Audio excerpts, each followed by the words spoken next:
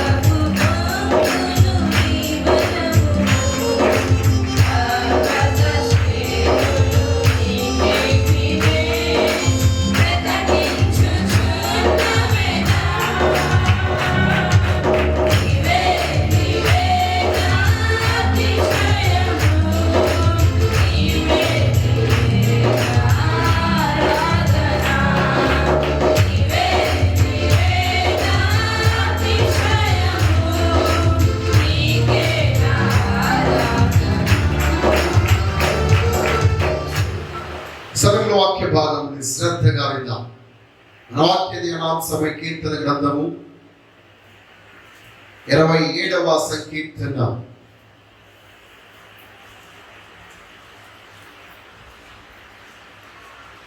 8వ వచనమును 8వ శరణాన్ని చదువుకుందాం. నా సన్నిధి వెతుకుడని నీవు సెలవీయగా, యెహోవా నీ సన్నిధిని నేను వెతికేదనని నా హృదయము నీతో అని. చదవబడి లేఖనములో నుండి దేవుడు మనతో మాట్లాడును గాక. ఆమేన్. హల్లెలూయా. ప్రియమైన బిడ్డలారా, అందరము కలిసి నాతో పాడి మాట చెప్పండి. నా సన్నిధి వెతుకుడని నీవు సెలవీయగా, యెహోవా నీ సన్నిధి నేను వెతికేదనని నా హృదయము నీతో అనెను. ఆమేన్. ఈ యొక్క దినాన మన వాక్యాంశం, దేవుని సన్నిధిని వెతుకుట మన అభిమతమా లేక ఆజ్ఞ? దేవుని సన్నిధిని వెతుకుట మనకి అవసరత లేకపోతే దేవుని ఆజ్ఞ? ఈరోజు ఈ అంశం నుండి దేవుని యొక్క లేఖనాన్ని మనం విందాం. దేవునికి స్తోత్రం. బిడ్డలారా, అస్థిరమైన లోకంలో మనము జీవిస్తున్నాం. ఈ భూమి మీద ఏది స్థిరమైనది కాదు, అవన్నీ అస్థిరమైనవి, గతించిపోయేవి, నశించిపోయేవి. ఈ భూమి అంతా లయమైపోతుంది, మహావేంద్రముతోనూ భయంకర అగ్నితో లయమైపోతుందని ప్రభు చెప్పాడు. మానవులుగా ఈ లోకములో మనము ఉద్భవించింది మొదలుకొని, పుట్టినది మొదలుకొని ప్రతి విషయం కొరకు మనం వెతుకుతూనే ఉంటాం. మానవుని యొక్క బ్రతికే వెతుకులాట. కానీ ఈ యొక్క వెతుకులాటలో శ్రేష్టమైనది ఏదో, శ్రేష్టము కాని ఏదో మనకి తెలియదు. కానీ దేవుడు ఈ దినాన మనకు సెలవిస్తూ ఉన్నటువంటి మాట, అన్నిటికంటే శ్రేష్టమైనది, శాశ్వతమైనది, స్థిరముగా ఉండేది దేవుని యొక్క సన్నిధి. దేవునికి స్తోత్రం కలుగుగా. హల్లెలూయా. మరి అందుకొరకు దేవుడు ఇక్కడ ఒక అద్భుతమైన మాట అంటున్నాడు. మానవుని హృదయంలో ఉన్న వెలితి తీర్చబడాలంటే, శూన్యము నింపబడాలంటే, ఆ కొరత తీసివేయబడాలంటే, కొదువు తొలగించబడాలంటే మనము దేవుని సన్నిధిని వెతకాలి. దేవునికి స్తోత్రం కలుగుగా. దేవుడు అంటాడు కదా, నా సన్నిధిని వెతుకుడని యెహోవా సెలవీయగా, నీ సన్నిధిని నేను వెతికెదనని నా హృదయము నీతో అని. దేవునికి స్తోత్రం.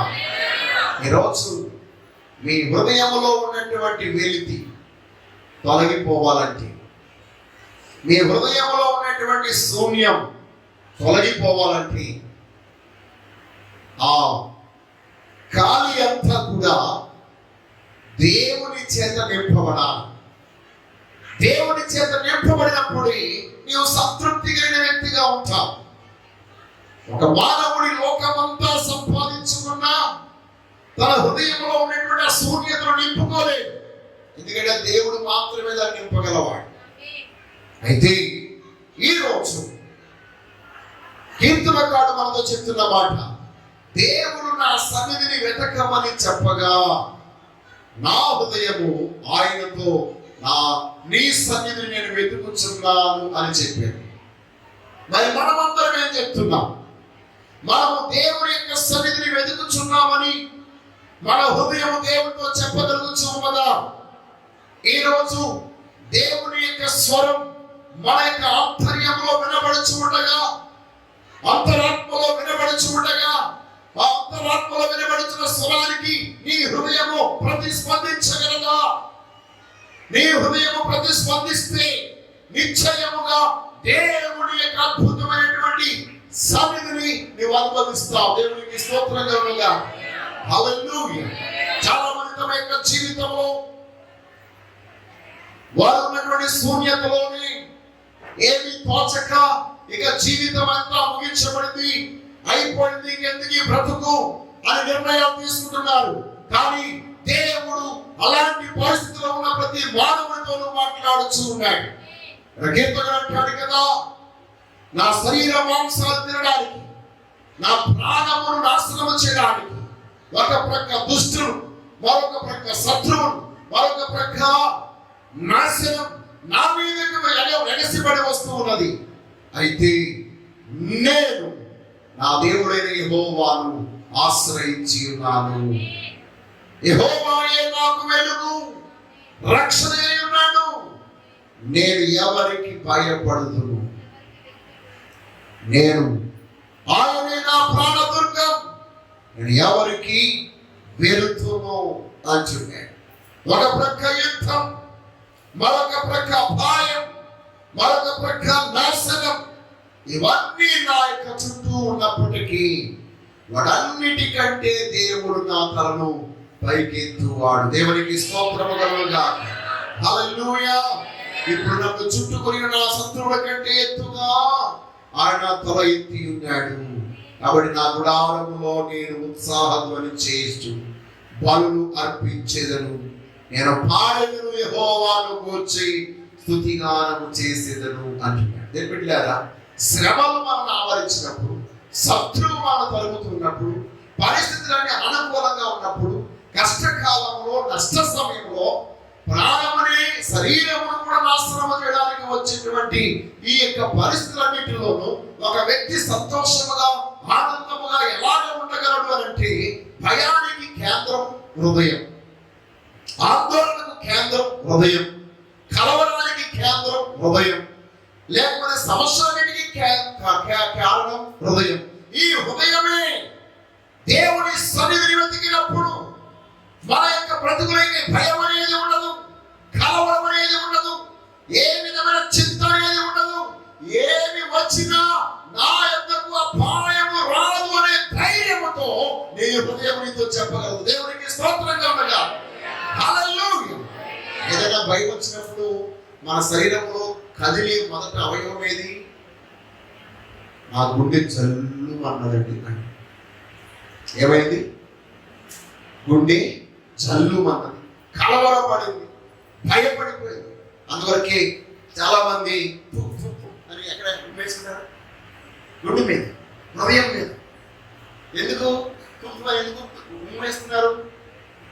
నువ్వు ఎందుకు అసలు భయపడుతున్నావు? భయపడవలసిన సమయం కాదు కదా ఇది.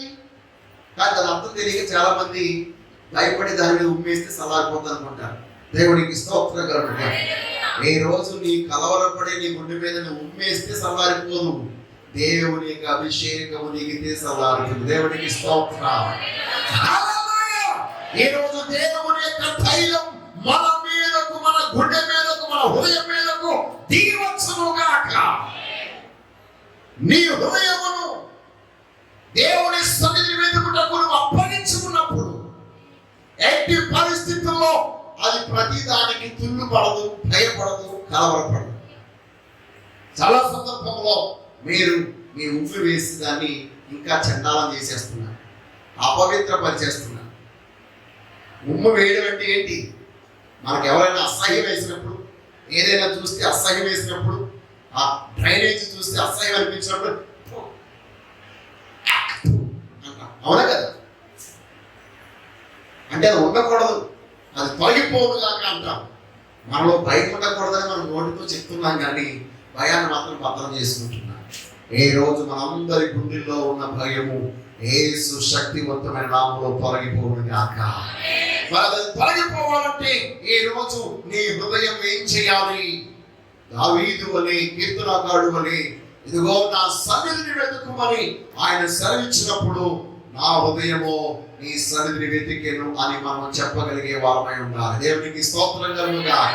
హల్లెలూయా. ప్రియమైన బిడ్డలారా, దేవుని సన్నిధిని వెతకడం అనేది మన అభిమతమా? మనకి ఇష్టం ఉంటేనే వెతకాలా? మనకి అవసరం ఉంటే వెతకాలా? మనకి ఏదైనా కష్టం వచ్చినప్పుడు వెతకాలా? బాధ కలిగినప్పుడు వెతకాలా? భయం వచ్చినప్పుడు వెతకాలా? ఎప్పుడు మనం వెతకాలి? మన హృదయము ఎప్పుడు దేవుని సన్నిధిని వెతకాలి. నీకు ఇవన్నీ వచ్చినప్పుడు కాదు, అన్ని సమయాల్లో నువ్వు దేవుని వెతకాలని దేవుడు మనకు ఆజ్ఞాపిస్తున్నాడు. దేవునికి స్తోత్రం కలుగుగా. నీకు నాకు మాత్రమే కాదు, దేవుని సన్నిధి వచ్చిన నీకు మాత్రమే కాదు, సర్వలోకమైన సమస్త జనులకు ఆయన సెలవిస్తున్నటువంటి మాట, నీవు ఎలాంటి కష్టంలో ఉన్నా, బాధలో ఉన్నా, భయంలో ఉన్నా, దుఃఖంలో ఉన్నా, కలవరంలో ఉన్నా, నీవు నా సన్నిధిని వెతుకు అని ఆయన ఆజ్ఞాపిస్తున్నాడు. దేవుడిచ్చిన ఆజ్ఞను ఎవరైతే పాటిస్తారో వారి జీవితంలో ప్రతి ఆందోళన కలవడంలన్నీ తొలగిపోతాయి. దేవునికి స్తోత్రం కలుగుగా. హల్లెలూయా. మీరున్న పరిస్థితులన్నిటిలో నుంచి విడుదల పొందుతారు. ఇది మనకు ఇష్టం ఉంటే చేయడము కాదు, ఇది దేవుని యొక్క ఆజ్ఞ అయి ఉన్నది. దేవుడు మనకు ఆజ్ఞాపిస్తున్నాడు. 1 గ్రంథం 16వ అధ్యాయం 11వ వచనంలో మనం చూసినట్లయితే కీర్తనకారుడు సెలవిస్తున్నటువంటి మాట, యెహోవాను ఆశ్రయించుడి, ఆయన బలమును ఆశ్రయించుడి, ఆయన సన్నిధిని నిత్యము వెదుకుడి. చాలు. ఆయన సన్నిధిని నిత్యము వెదుకుడి, యెహోవా బలమును ఆశ్రయించుడి, యెహోవాను ఆశ్రయించుడి అని ఇక్కడ ఆజ్ఞను జారీ చేస్తున్నాడు. 105వ సంకీర్తన 4వ శరణంలో కూడా మాట మనం చూస్తాం. యెహోవాను వెదుకుడి, ఆయన బలమును వెదుకుడి, ఆయన సన్నిధిని నిత్యము వెదుకుడి. వాళ్ళరా ఆయన సన్నిధి మనం ఎప్పుడు వెతకాలి? కష్టం వచ్చినప్పుడు, బాధ వచ్చినప్పుడు, దుఃఖం వచ్చినప్పుడు, కన్నీళ్ళు వచ్చినప్పుడు కాదట, నిత్యము మనం దేవుని యొక్క సన్నిధిని వెదకవలసిన వారమై ఉన్నాం. దేవునికి స్తోత్రం కలుగుగా. హల్లెలూయా. ఎప్పుడైతే నీవు దేవుని యొక్క సన్నిధిని వెతుకుతావో, ఆ మహిమగల దేవుడు తన సన్నిధిని నీకు గుడారముగా, నీకు ఆశ్రయముగా చేసి, నీ మీద వచ్చే ప్రతి ఆపదను, ప్రతి తెగులును, ప్రతి కీడును, ప్రతి విపత్తును, ప్రతి శ్రమ నుండి ఆయనను తప్పించి కాపాడుతాడు. దేవునికి స్తోత్రం కలుగుగా. ఎందుకనగా నేను చెప్పినాను, ఆయన సన్నిధి నిత్యము ఉండేది. ఈ లోకంలో మనము సమకూర్చుకున్న వనరులన్నీ తాత్కాలికమైనవి, అస్థిరమైనవి. ఆ దేవుని యొక్క ఆశ్రయం స్థిరమైనటువంటిది. దేవునికి స్తోత్రం. నీవు మనుషులను ఆశ్రయిస్తే, సహకారం వెతికితే వాళ్ళందరూ అదృశ్యమైపోతారు. ఈ రోజు కనిపిస్తారు, రేపు కనిపించరు. కానీ సర్వశక్తి గల దేవుడు నిత్యము నీకు అందుబాటులో ఉంచాడు. కాబట్టి నీకు ఇష్టం ఉన్నా లేకపోయినా, నీకు నచ్చినా నచ్చకపోయినా, అన్ని సమయాలలో నీవు దేవుని వెతికేవాడిగా ఉండాలి. దేవునికి స్తోత్రం. ఎవరు తమ హృదయమందు నేను నిన్ను వెతుకుచున్నానని చెప్పగలరు దేవునితో? ఎవరంటే ఆత్మజ్ఞానము కలిగిన వారు. బుద్ధిహీనము దేవుడు లేడని తమ హృదయములో అనుకుందురు. మరి తమ హృదయములో, తన హృదయముతో కలిసి నా హృదయము నీ సన్నిధిని వెతుకుతుందని ఎవరు చెప్పగలరు? ఆత్మజ్ఞానము కలిగినవా, దేవుడు ఉన్నాడని నమ్మినవారు, దేవుని మీద విశ్వాసం ఉంచినవారు. కాబట్టి ఈ రోజు మీ హృదయంలో దేవుడు ఉన్నాడని నమ్మినట్లయితే, దేవుడు ఉన్నాడని విశ్వసించినట్లయితే, మీ విశ్వాసాన్ని, మీ నమ్మకాన్ని మీరు కనపరచుట కొరకు దేవుడిని వెతుకుచున్నానని, దేవుని సన్నిధిని వెతుకుచున్నానని హృదయంతో మీరు చెప్పగలరు. దేవునికి స్తోత్రం. నా ప్రాణమైన యేసు, నా ప్రాణముతోనే కలసి, నా ప్రాణమా నేను నిన్నే స్తుతింతును, నా ప్రాణమా నేను నిన్నే స్తుతింతును. నా ప్రాణానికి ప్రాణమైన యేసు, నా ప్రాణానికి ప్రాణమైన యేసు, నా ప్రాణమైన యేసు. ఈరోజు నీకు ప్రాణముగా ఉండాలి యేసయ్య అయితే నీ హృదయం నుండి యేసయ్య నింపుకుని ఉండాలి. యేసయ్య ఉన్నాడని నీవు నమ్మాలి అంటే నీకు విశ్వాసం కలిగి ఉండాలి. నీలో విశ్వాసాన్ని కలిగించే ఈ జీవమైన దేవుని వాక్యం. దేవునికి స్తోత్రం కలుగుగా.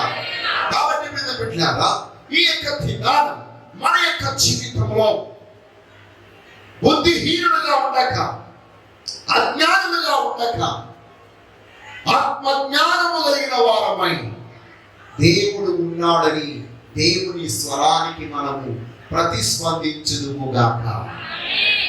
దేవుని స్వరము ఈ భూలోకమంతా ప్రతిబింబిస్తుంది, ధ్వనిస్తుంది.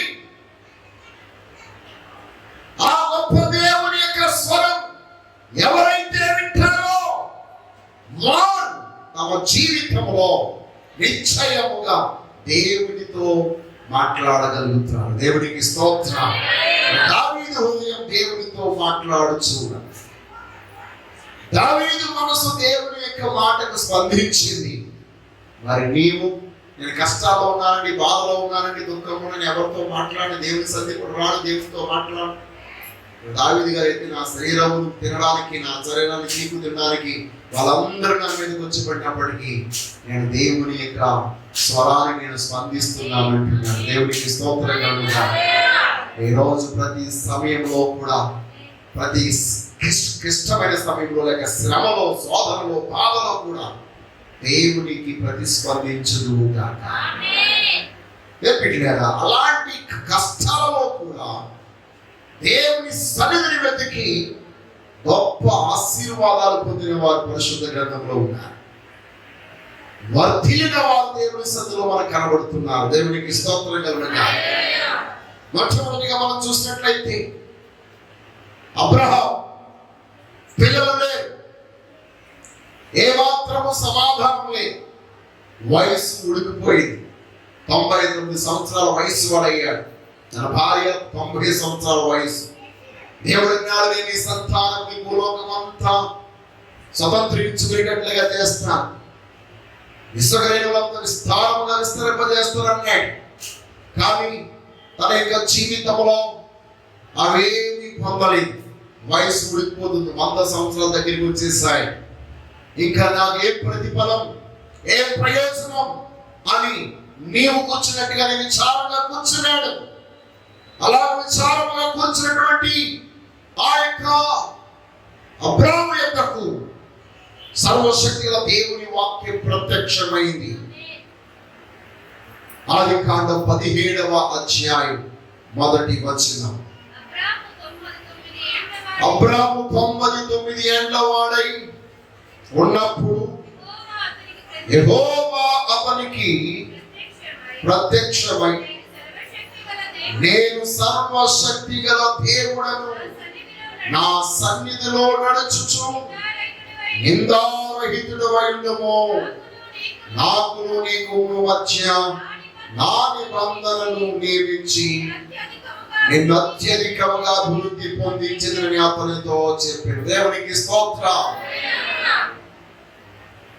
అబ్రాహాము విచారంలో ఉన్నప్పుడు, దుఃఖములో ఉన్నప్పుడు, కష్టములో ఉన్నప్పుడు దేవుడు తనకి ప్రత్యక్షమై తనకు సెలవిచ్చిన మాట, అబ్రాహాము నీవు నా సన్నిధిలో నడుచుచు నిందారహితుడవై ఉండు, నేను నిన్ను అభివృద్ధి పరుస్తాను. దేవునికి స్తోత్రం కలుగుగా. హల్లెలూయా. యెహోవా నేను సర్వశక్తిగల దేవుడను, నీవు నా సన్నిధిని వెతుకు.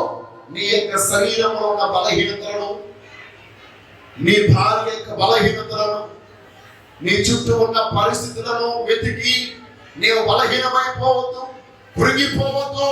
నీవు నా సన్నిధిని వెతుకు. నా సన్నిధిని వెతకడమే కాదు, నా సన్నిధిలో నీవు నడు. నా సన్నిధిలో నీవు నిందారహితుడిగా ఉన్నప్పుడు నిశ్చయముగా నేను నిన్ను అభివృద్ధి పరుస్తాను. దేవునికి స్తోత్రం కలుగుగా. హల్లెలూయా, హల్లెలూయా.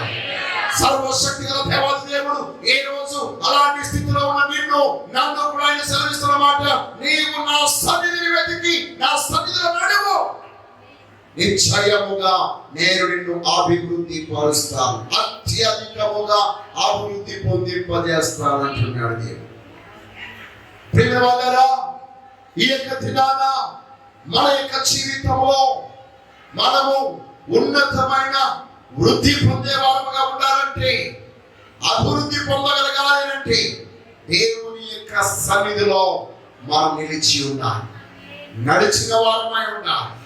రెండవదిగా మనం చూసినట్లయితే ప్రియమిత్రులారా, దేవుని వాక్యంలో మనం చూస్తాం. రెండవదిగా హిజ్కియా రాజు అయిన తర్వాత భయానకమైన పరిస్థితులు వచ్చాయి.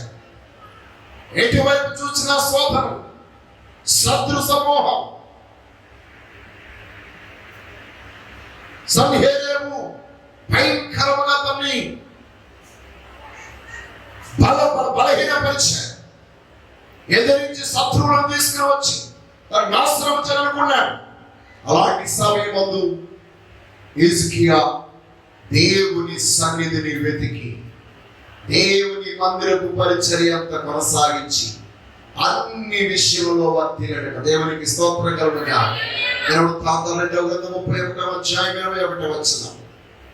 లేఖన భాగం మనం చూసినప్పుడు మన దేవుని ఆశ్రయించి తన దేవుని ఆశ్రయించటకై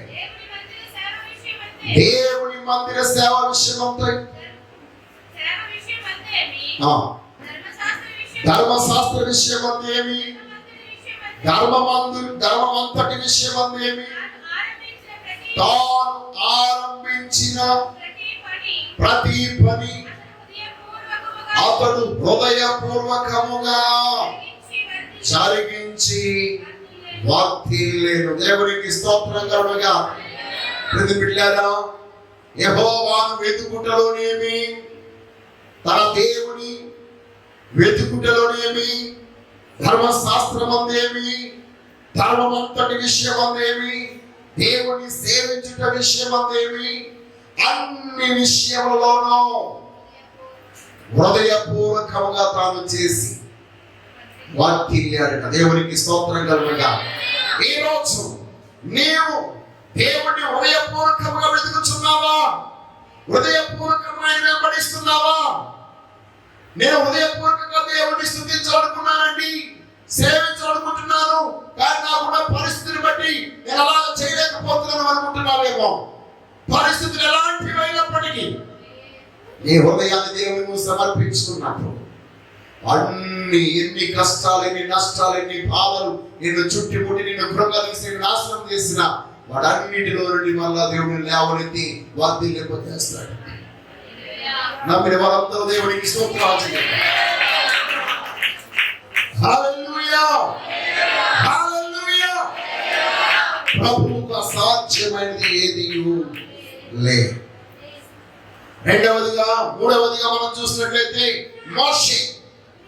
మోషే ఒక భయంకరమైనటువంటి పరిస్థితులు గుండా ఇశ్రాయేలు ప్రజలందరినీ అరణ్యంలో లక్షలాది ప్రజలు నడిపించుతూ ఉన్న సమయంలో వాళ్ళందరికీ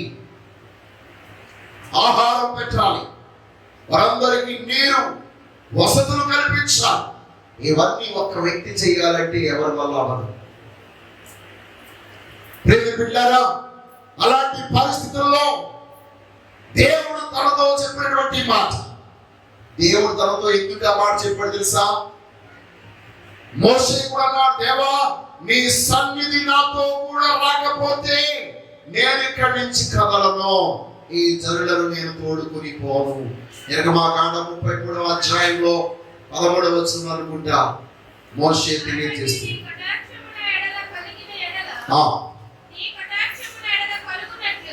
నీ కటాక్షము నా ఎడల కలుగునట్లుగా దయచేసి నీ మార్గమును నాకు తెలుపుము. చిత్తగించు, నీ ప్రజలే కదా నేను అందుకు ఆయన నా సన్నిధి నీకు తోడుగా వచ్చును, నేను నీకు విశ్రాంతి కలగజేస్తున్నగా. మోషే నీ సన్నిధి రాని ఎడల ఇక్కడ నుండి మమ్మల్ని తోడుకుని పోకుము. దేవునికి స్తోత్రం కలుగుగాక. హల్లెలూయా. అంతేకాదు 34వ అధ్యాయం 2వ వచనంలో దేవుడు అంటున్నాడు కదా, ఉదయమునకు నీవు సిద్ధపడి ఉదయమున సీనాయి కొండ ఎక్కి అక్కడ శిఖరము మీద నా సన్నిధి నిలిచి ఉండవలెను. దేవునికి స్తోత్రం కలుగుగాక. ప్రియమిత్రులారా, ఇక్కడ మోషేతో దేవుడు చెప్తున్నాడు, మోషే దేవునితో చెప్తున్నాడు, దేవా నీ సన్నిధి రాకపోతే మమ్మల్ని గడిచిపోలేకు. నీ సన్నిధి రాని ఎడలా మేము వెళితే అనేకమైన శ్రమలు శోధనలు అనుభవిస్తాం. ఈ భయానకమైన వాతావరణంలో మనందరి గృహంలోనికి దేవుని సన్నిధి దిగి వచ్చును గాక. ఆయన సన్నిధి నీ ఇంటిలో ఉండాలంటే, ఆయన సన్నిధి నీకు తోడుగా ఉండాలంటే ఆ సన్నిధిని నువ్వు వెతకాలి, ఆ సన్నిధిలో నువ్వు నిలిచి ఉండాలి. దేవునికి స్తోత్రం కలుగుగాక. ఎప్పుడైతే నువ్వు ఆయన సన్నిధిలో నిలిచి ఉంటావో అప్పుడు ఏ తెగులు, ఏ రోగము, ఏ వ్యాధి నీ గుడారమును సమీపించదు. దేవుడు అంటున్నాడు, నువ్వు నా సన్నిధిలో నిలిచి ఉండు, నేను నా సన్నిధి నీకు తోడుగా ఉంచుతాను. ఈనాడు మానవుడు దేవుని సన్నిధి తోడుగా ఉండాలని కోరుకుంటున్నాడు, కానీ తాను మాత్రం దేవుని సన్నిధిలో నిలిచి ఉండడం లేదు. నిలవకూడని చోట నిలుస్తున్నాడు.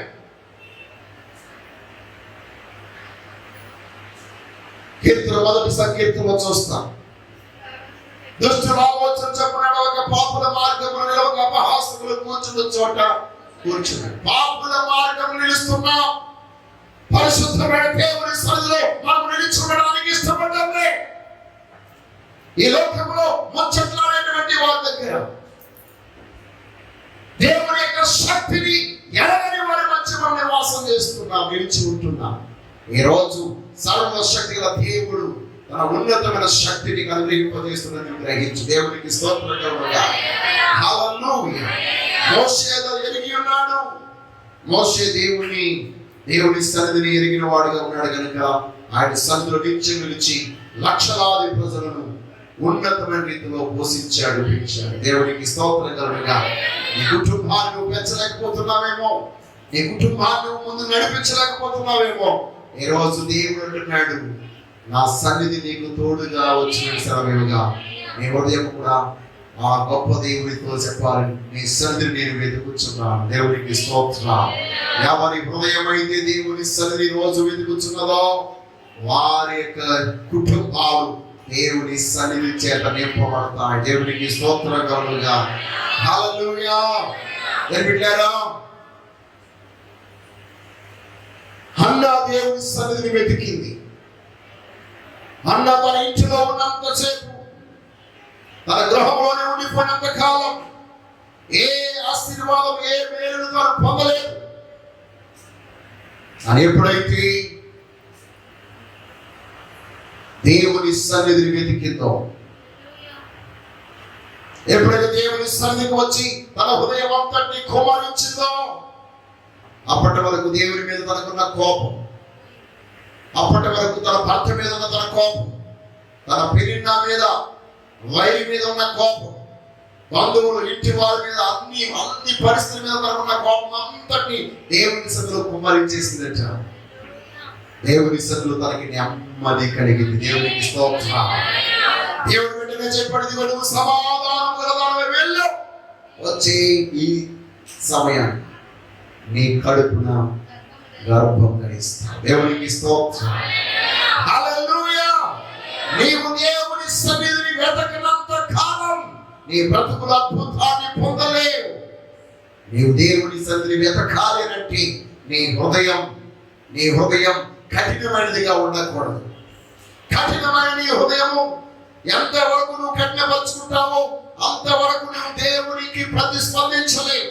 నీవు దేవుని స్వరాన్ని వినాలంటే మెత్తని సారవంతమైన భూమిలాగా, విత్తనం పడగానే మొలకెత్తే భూమిలాగా, దేవుని మాట వినగానే స్పందించేలాగా నీ హృదయం ఉండాలి. దేవునికి స్తోత్రం కలుగుగా.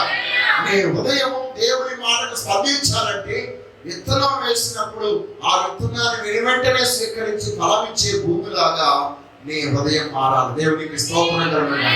యేసయ్య ఏమన్నాడు? విత్తువాడు విత్తుచు ఉండగా కొన్ని త్రోవ ప్రక్కన, కొన్ని ముళ్ళ పొదల్లో, కొన్ని పంట మీద, కొన్ని మంచి నేల మీద పడ్డాయి. మంచి నేల మీద పడినటువంటి విత్తనము, సారవంతము చేయబడినటువంటి నేల మీద పడిన విత్తనము 30 దంతులు, 60 దంతులు, 100 ఫలించింది.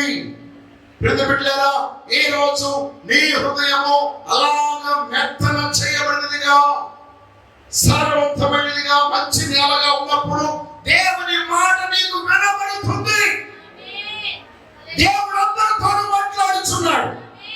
ఈ లోకమంతా మన స్వరాన్ని వినిపింపజేస్తూనే ఉన్నాడు. మరి ఎందుకు అందరూ వినలేకపోతున్నారంటే వాళ్ళు చాలా మంది తమ హృదయాలను కఠినపరుచుకుంటున్నారు. నీ హృదయం కఠినం అవుతే నీ బ్రతుకులో అద్భుతం దూరం అవుతుంది. దేవుని నీ హృదయం దూరం కాకూడదు. నీ హృదయం కఠినం అవ్వకూడదు. ఎందుకంటే దేవుని మాట నీ గుండెలోనికి వెళ్ళాలి. చూడండి, ఒక 2 లవర్స్ ఉన్నారనుకోండి, ఆ ప్రేమికులు తల్లిదండ్రులు ఎంత చెప్తున్నా వాళ్ళకి వినపడుతుంది. కొట్టిన చంపడానికి ఖర్చు ఎత్తినా వాళ్ళకి వినపడదు. ఎందుకంటే ఆడు చెప్పిన మాటే వినపడదు, ఆమె చెప్పిన మాటే వినపడదు.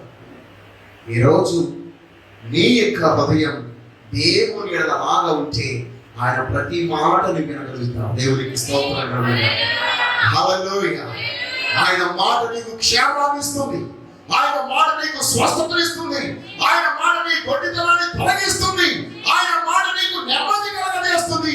ఆయన మాట నీకు ఆరోగ్యాన్ని ఇస్తుంది.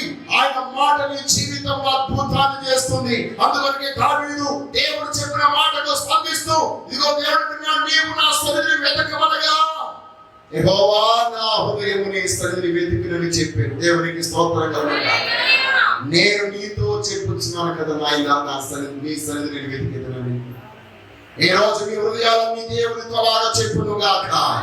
మీ బ్రతుకున్న దుఃఖాలు ఈ రోజు తొలగిపోవును గాక. మీ కన్నీళ్లు, కష్టాలు ఈ రోజు తొలగిపోవును గాక. ఈ రోజు దేవుని ఆశీర్వాదము, దీవెన మీ గృహంలోనికి వచ్చును గాక. అన్నావలే మీ హృదయాలను దేవుని సన్నిధిలో కుమ్మరించండి. మోషే వలె దేవుని సన్నిధిలో నిలబడండి. అబ్రహాము వలె దేవుని సన్నిధిలో నడవండి.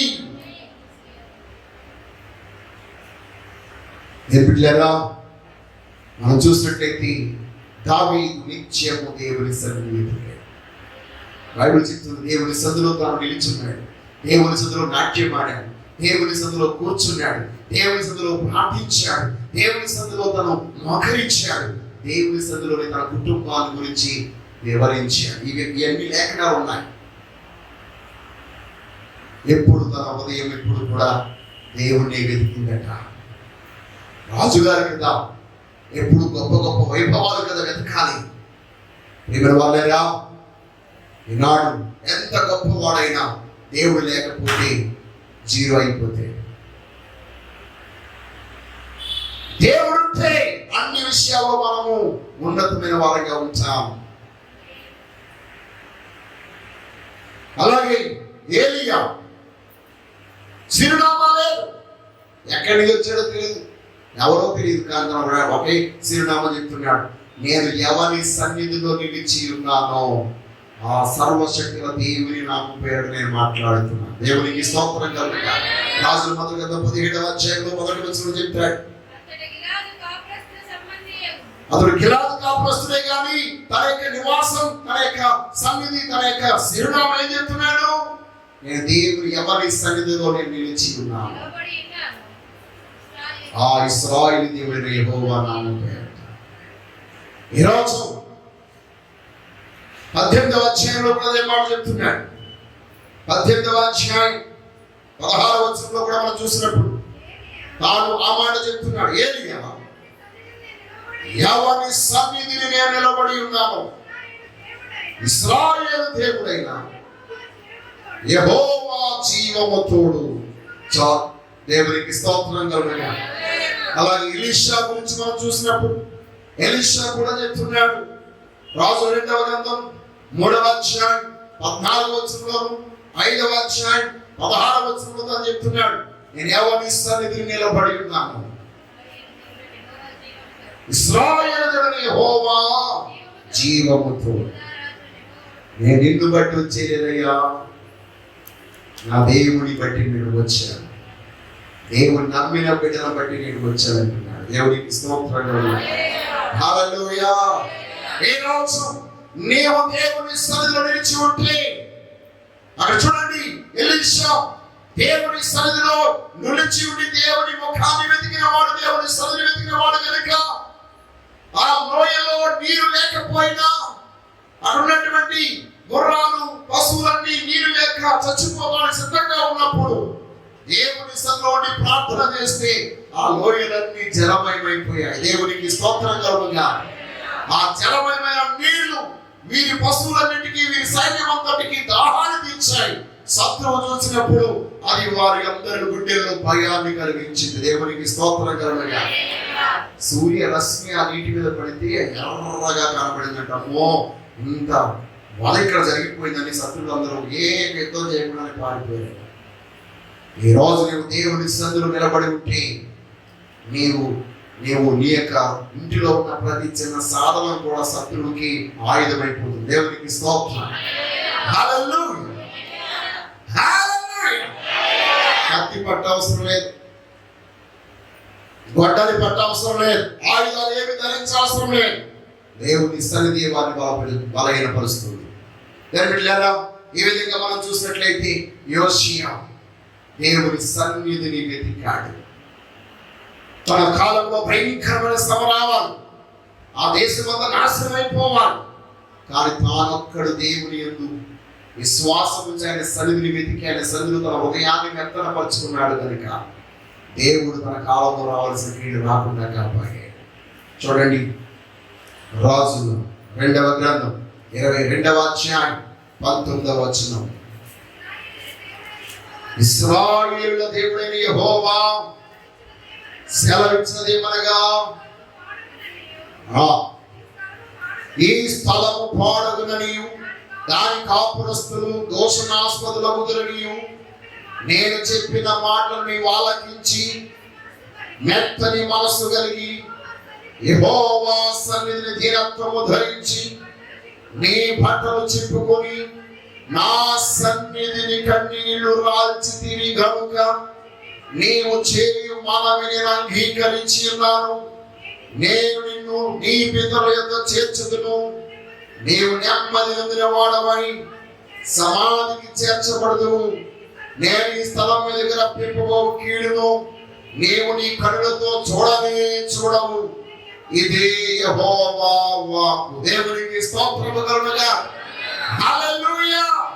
నీవు దేవుని సన్నిధిని వెతికే వ్యక్తిగా ఉంటే, దేవుని సన్నిధిలో నీవు నిలిచిన వ్యక్తిగా ఉంటే నీ కాలంలో రావలసిన కీడు కూడా రాకుండా ఆగిపోతుంది. దేవునికి స్తోత్రం.